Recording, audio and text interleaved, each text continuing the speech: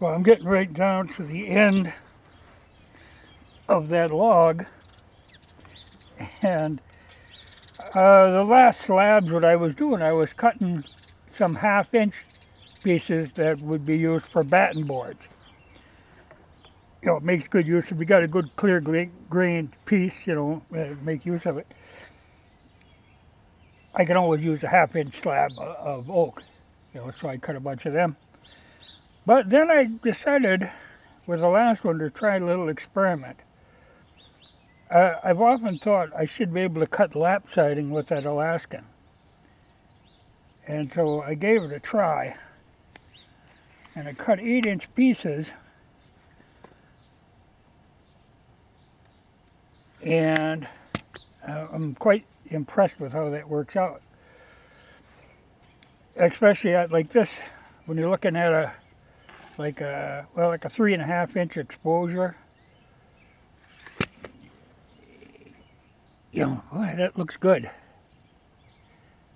You know, I think that has potential there. Yeah, it's nice to know that I can do that.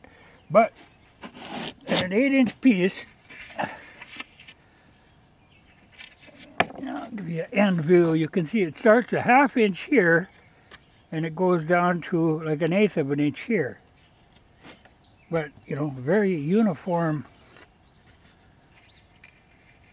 You know, I wouldn't use a piece with sapwood on it, but I'm thinking there is potential there of doing something like that. You know, lap siding has been around a long time, you know, for good reason. But it's nice to have that taper in there. And to get that taper, I used some brass shim stock underneath.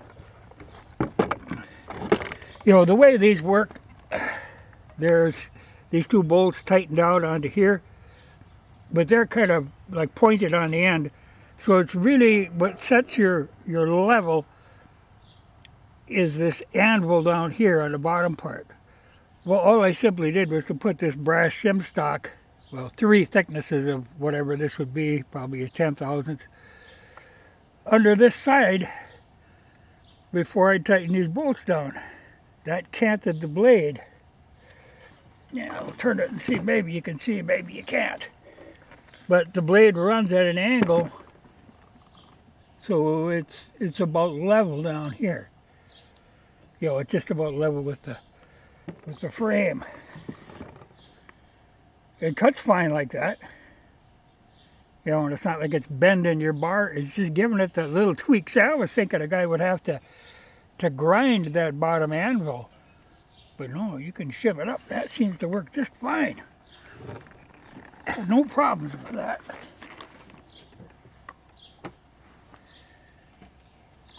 But I do like the way this siding looks.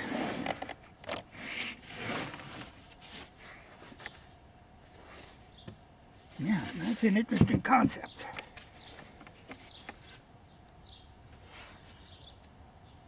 You know, it makes a tight wall. You know, especially when you're doing that lap like that.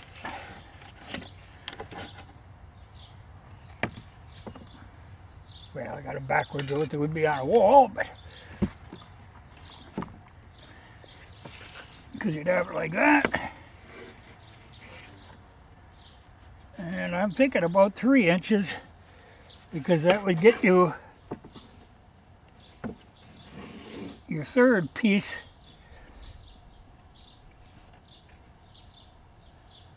Yeah, because then you'd have 3 thicknesses of wood. But the bottom part, with all the tapers on it, ends up pretty level. Yeah, that's got potential. You're probably making, you know, doing it this way, you're making as much sawdust as you are siding. So maybe not the most efficient thing. You know, that's where Wood Miser, you can actually get the adapter for making lap siding. And I know somebody made a comment at one time, why'd you buy one of them little sawmills? With about a cut that I do. Well, they're not cheap. I keep my eyes open for a used one or one with a blown up motor or something on that order. Because new ones, you're looking like $15,000 for a lower end one. And that's not something that I'm willing to go into debt for. So I could buy fine like this for what I cut, and most of the time I'm cutting fairly big rough stuff. And by doing it this way, I kind of pick around. I can get the best wood out of a situation. Like I was going to show you, some other time. I needed a ridge beam for a shed I'm working on. Well, I was able to, using the hand and the chainsaw, cut it so that it's the heartwood. It's a solid core that makes the ridge beam, rather than something that would warp. There I got something that's good and straight. Well, that you can do with the chainsaw. It'd be a little tougher with the wood miser. You can, but I don't see people doing it. You'd have to block a piece up all the time. You'd have to keep doing that to get it to cut the way you want it to cut. But eventually, I wouldn't mind owning one. But like I say, it's not something I'm willing to go into debt for. I can get around it. I would sooner, that circle saw that we picked up at one time, I would get that running. But I got to get my brother cooperating on that, and he tends to buy projects and then set them to the side. So I don't know. I'll probably be using chainsaw for a while. It isn't until I start cutting floorboards and roof boards then it would be nice to have a sawmill. But even then, I know people have sawmills that I could have them cut it. But I tend to like to do things myself. But the idea of using lap siding on something, that has a great appeal to me. That's a nice amount of taper. And she's a half, because the Alaskan will go down to a half, but then she goes down to an eighth,